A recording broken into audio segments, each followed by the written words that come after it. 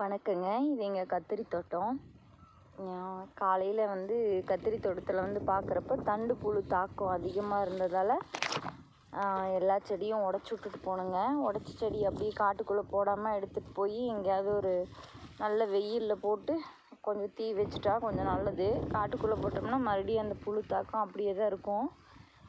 காலையில் தாங்க போட்டு எல்லாம் ஒரு அரை சாக்கு எடுத்துகிட்டு போனோம். போய் போட்டு வந்தோம். மறுபடியும் சரி போய் மருந்தடிக்க போகலாம் அப்படின்ட்டு பார்க்குறப்ப மறுபடியும் தண்டு புழு தாக்கம் செடியில் இருக்குது. அடுத்தடுத்த கிளையில் அது பரவி மறுபடியும் செடியெல்லாம் வாடி இருக்குது.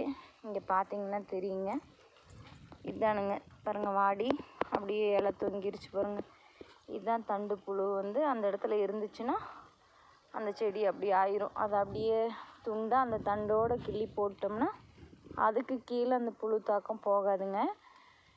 இது கத்திரி தக்காளியில் இது ஒரு பிரச்சனைங்க. தக்காளிக்கு ஓரளவுக்கு மருந்தடித்து கொஞ்சம் கண்ட்ரோல் பண்ணிடலாங்க. ஆனால் கத்திரி காலையில் ஒரு வைத்தியம், சாயந்தரம் ஒரு வைத்தியம் பண்ணுற மாதிரி இருக்குதுங்க.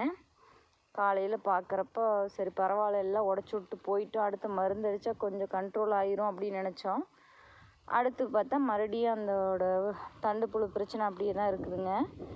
இதுக்கு இப்போ நாங்கள் ஆர்கானிக் உரம் தானுங்க கொடுக்குறோம். கெமிக்கல் எதுவும் கொடுக்காம தான் இருந்தோம். இப்போ மருந்து கடையில் என்ன சொன்னாங்கன்னா, இந்த பூச்சி தாக்குதல் இந்த தண்டு புழு தாக்குதலுக்கு நீங்கள் ஆர்கானிக் உரம் கொடுத்தீங்கன்னா கண்ட்ரோல் பண்ண முடியாது. கோரோஜான்னு ஒரு மருந்து இருக்குதாமாங்க. அதை வாங்கி கொஞ்சம் அடிச்சிங்கன்னா இந்த தண்டு புழுவிலேருந்து கொஞ்சம் தாக்கம் கம்மியாக இருக்கும் அப்படின்னாங்க. இந்த கத்திரி போட்ட விவசாயிங்க யாராவது இந்த வீடியோவை பார்த்தீங்கன்னா கண்டிப்பாக அந்த மருந்தை வாங்கி ட்ரை பண்ணி பாருங்கள்.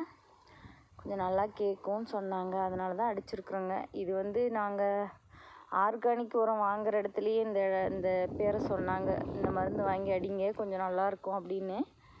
அதனால தானேங்க இன்றைக்கி இந்த மருந்து அடிச்சிட்ருக்குறோம். பார்க்கலாங்க நாளைக்கு நாளான்னைக்கு எப்படி இருக்குதுன்னு.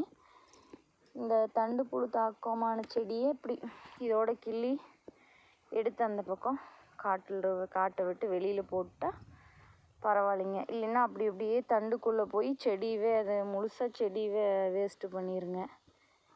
இதானுங்க. ஏன்னா கத்திரி விலை ஏறிச்சுன்னா நானே கடையில் கத்திரி வாங்குறப்போ கொஞ்சம் வருத்தப்படுவேன். என்னடா கத்திரி இவ்வளோ விலை அப்படின்னு. ஆனால் அந்த கத்திரி வைக்கிறப்ப தான் தெரியுது கத்திரிக்கு எவ்வளோ பாதுகாப்பு பண்ண வேண்டியதாக இருக்குது அப்படின்னு.